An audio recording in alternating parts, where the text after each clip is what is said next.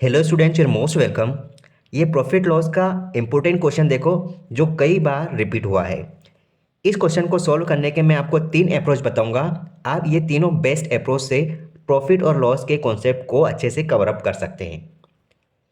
किसी वस्तु का क्रय मूल्य 8,000 रुपये है। इसे कितने रुपए में बेचा जाए ताकि 25% लाभ हो। देखो, दिया क्या क्या है। किसी वस्तु का कॉस्ट प्राइस यहाँ पर दिया है 8,000 रुपये है। ठीक है। कहा गया है कि इसे कितने रुपए में बेचे, मतलब कि हमको यहाँ पर सेलिंग प्राइस निकालना है, जिस पर अगर बेचने पर हमें कितना प्रॉफिट कहा है। हमें यहाँ पर प्रॉफिट परसेंटेज दिया है 25%।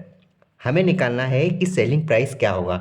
देखो, सबसे पहले मैं फर्स्ट मेथड बताता हूँ। इसमें हमें करना क्या है। सबसे पहले जो कॉस्ट प्राइस है, इस कॉस्ट प्राइस का आप 25% निकाल दो।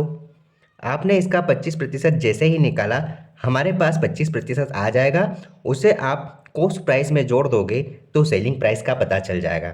अब देखो, इस कॉस्ट प्राइस का 25%, 8,000 का 25% आप निकाल दो। आप प्रतिशत से 2 जीरो काट दो। इस प्रकार से हमारे पास क्या बचा, 25 अटे 200। 200 आ गया और ज़ीरो एज इट इज़ रहेगा। मतलब कि कॉस्ट प्राइस का 25% 2,000 रुपये हुआ। हमें इसे कॉस्ट प्राइस में ये प्रॉफिट जोड़ देना है। तो हमारा यहाँ पर सेलिंग प्राइस कितना हो जाएगा, 8,000 प्लस 2,000 रुपये। हम कह सकते हैं कि हमारा यहाँ पर सेलिंग प्राइस आ गया 10,000 रुपये। ठीक है। इस प्रकार से हम निकाल सकते हैं हमारा सेलिंग प्राइस 10,000 रुपये है। ऑप्शन ए हमारा सही आंसर है। अब देखो, हम देखते हैं सेकंड मेथड। सेकंड मेथड में होता क्या है, हमें जो भी वैल्यू दी गई है, जैसे कॉस्ट प्राइस है, ये कॉस्ट प्राइस अपने आप में 100% वैल्यू रखता है। ठीक है। ये 100% वैल्यू रहती है। इसमें अगर प्रॉफिट होगा तो 100 में प्लस करेंगे और लॉस होगा तो 100 में माइनस करेंगे। यहाँ पर कहा गया है कि जो कॉस्ट प्राइस है, इसे बेचने पर 25% का प्रॉफिट हुआ। मतलब कि ये वैल्यू 100% से कितनी हो गई, ये वैल्यू 100% से 125% हो गई। ठीक है। हमें यहाँ पर कॉस्ट प्राइस का 125% निकालना है। 8,000 रुपये, इसका आप 125% निकाल दो। ठीक है। आपका आंसर आ जाएगा। प्रतिशत से आप 2 जीरो इस प्रकार से काट दो। यहाँ पर देखो, 125 शून्य शून्य और 125 अटे कितना हो जाएगा, यहाँ पर 800 और ये 1,000 हो जाएगा। तो हमारा आंसर कितना आ जाएगा यहाँ पर, 10,000 रुपये। ठीक है। आप देख सकते हैं, इस प्रकार से भी आप निकाल सकते हैं। थर्ड अप्रोच क्या कहता है। थर्ड अप्रोच हम इस प्रकार से भी कर सकते हैं इस सवाल को, कि हमारे पास कॉस्ट प्राइस कितना दिया है, 8,000 रुपये।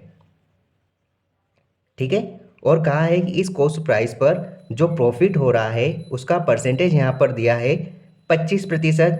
तो आप परसेंटेज के बेस पर भी इस क्वेश्चन को बना सकते हैं। यहाँ पर परसेंटेज को सोल्व करोगे, जैसे मैं आपको सोल्व करना बता देता हूँ एक बार। 25/100, क्योंकि प्रतिशत हटाया तो बटे में लिखेंगे 100। 25 की टेबल से कट जाएगा, 25 से कम 25, 25 चौक 100।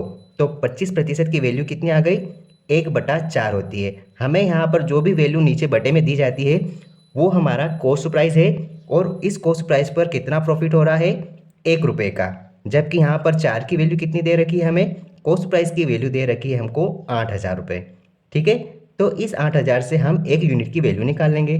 यहाँ पर 1 यूनिट की वैल्यू कितनी आ गई, 4 एकम 4, 4 दूना 8, मतलब कि 2,000 रुपये। मतलब 1 यूनिट की वैल्यू 2,000 है।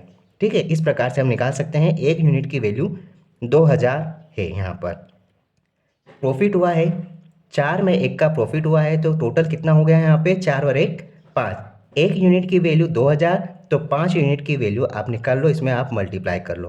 तो आंसर क्या आ जाएगा, 10,000 रुपये। इस प्रकार से आप इस क्वेश्चन को 3 कॉन्सेप्ट के जरिए, 3 मेथड के अप्रोच से भी निकाल सकते हैं।